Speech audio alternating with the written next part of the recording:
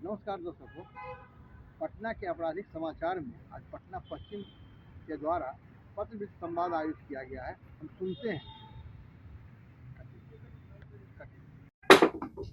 विगत 24 घंटे के अंतर्गत पटना पश्चिमी क्षेत्र के अंतर्गत कुल 52 अभियुक्तों की गिरफ्तारी की गई है और अपराध नियंत्रण हेतु लगातार पुलिस सक्रिय है और इसमें लगातार पुलिस के द्वारा जो रात्रि में दबिश दी जाती है वांछित अभियुक्तों की गिरफ्तारी हेतु, उसकी वजह से 15 अभियुक्तों द्वारा माननीय न्यायालय में आत्मसमर्पण किया गया है।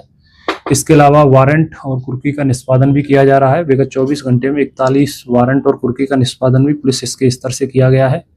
इसके अलावा रिकवरी में 3 वाहन जब्त किए गए हैं। 98 लीटर देसी शराब, 31 लीटर विदेशी शराब और जब्त की गई है। और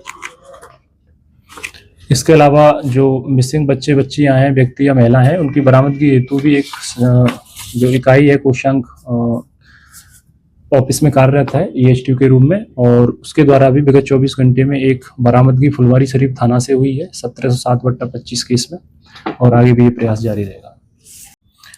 सोशल मीडिया पर हाल के दिनों में एक लेख प्रसारित हो रहा था जिसमें तत्कालीन विक्रम थानाध्यक्ष पुलिस सब निरीक्षक विनोद कुमार पर विदाई समारोह के दौरान आपराधिक प्रवृत्ति के कुछ अभियुक्तों से उपहार लेने और साथ ही साथ विदाई समारोह आयोजित करने संबंधी उसमें बातें कही गई थी। तो उस पर स्वतः संज्ञान के आधार पर एक रिपोर्ट ली गई और 24 घंटे के अंतर्गत इसकी विस्तृत जांच कराई गई है और इसमें प्रथम दृष्टया तत्कालीन विक्रम थानाध्यक्ष को दोषी पाया गया है। और इसमें जो उनके खिलाफ जो दोषी पाया गया है जिन आधारों पर, उसमें 3 आधार बने। प्रथम आधार ये है, बिहार सरकारी सेवक आचरण नियमावली 1976 की नियमावली 15 के तहत सरकारी सेवक को विदाई समारोह करने की अनुमति नहीं है। अगर अनौपचारिक किस्म का कोई ऐसा होता है तो उसकी पूर्व अनुमति भी सरकार से लेना जरूरी होता है। इस संदर्भ में उन्होंने कोई अनुमति नहीं दी थी, इसके दोषी हैं वो। दूसरा, इसमें जो गिफ्ट आदान प्रदान किए गए थे और वो भी बिहार सरकारी सेवक नियमावली 1976 की धारा उपनियम के नियम 14 का उल्लंघन है जो गिफ्ट को डिफाइन करती है। और चूंकि इस संदर्भ में गिफ्ट कितने रुपए के थे इसका अलग से मूल्यांकन भी किया जाएगा और उनकी जो श्रेणी है क्लास 1, क्लास 2, क्लास C जो ऑफिसर्स की कैटेगरीज होती हैं उसमें कर्मचारियों की सरकारी, तो उसमें हर व्यक्ति को कितना अलाउड है उसके हिसाब से देखा जाएगा, अलग से इसको चेक किया जाएगा।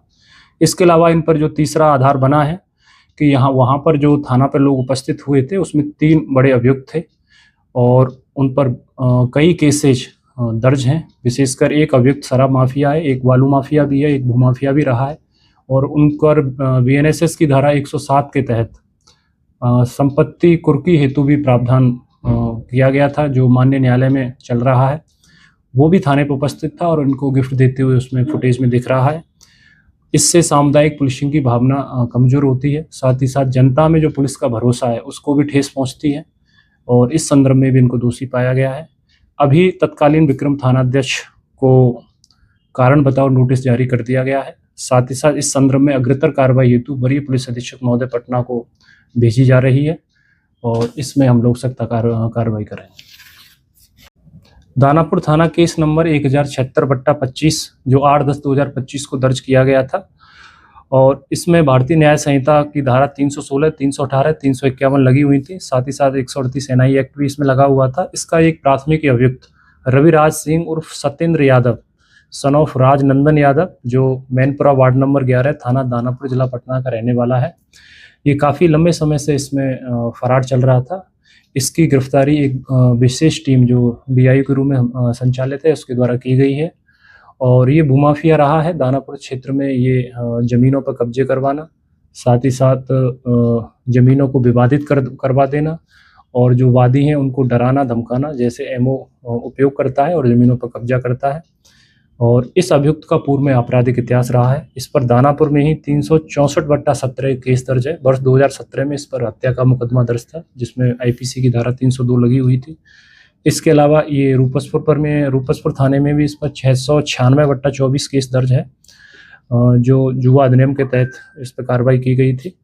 अभी इसको गिरफ्तार करके माननीय न्यायालय के माध्यम से जेल भेजा जा रहा है और इसमें अग्रतर कार्रवाई की जाएगी। इसके अलावा इस पर भारतीय नागरिक सुरक्षा संहिता BNSS की धारा 107 के तहत जो अवैध रूप से संपत्ति अर्जित की गई है, एक अलग से प्रस्ताव तैयार करके माननीय न्यायालय को भेजा जाएगा। ये फरार होके कहाँ भागा हुआ? दानापुर थाना क्षेत्र के रविराज सिंह, जो इनके विषय में मैनपुरा मोहल्ला के रहने वाले हैं और इनके ऊपर ज़मीन कब्जा करने, ज़मीन को विवादित करने आदि बहुत सारे दफ़ा में ये पहले से नामजद चल रहे थे। इन्हें 18 तारीख को गुप्त सूचना के आधार पर इनके घर से ही गिरफ्तार किया गया है और न्यायोचित कार्रवाई के लिए न्यायालय भेजा, आगे कार्रवाई की जा रही है। दूसरा मामला विक्रम थाना के अध्यक्ष का है, जो इनके विधायी समारोह में शराब माफिया, बालू माफिया पहुँचे थे और उनके द्वारा गिफ्ट दिया जा रहा था। उस पर स्वतः संज्ञान लिया गया वरीय अधिकारी के द्वारा और संज्ञान लेकर 24 घंटा में जो सरकारी सेवक अधिनियम है 1976, उसके तहत ये कार्रवाई की गई है। किसी प्रकार का गिफ्ट या विदाई समारोह में ऐसे करना कानूनन अपराध है। इसके लिए वरीय अधिकारी से पहले सूचना, जानकारी लेनी, इजाज़त लेनी होती है। जो इन्होंने नहीं किया था उसके लिए इन पर कार्रवाई की गई है। यही दो मामले को लेकर आज पत्रकार संवाद आयोजित किया गया। आनंद अमन।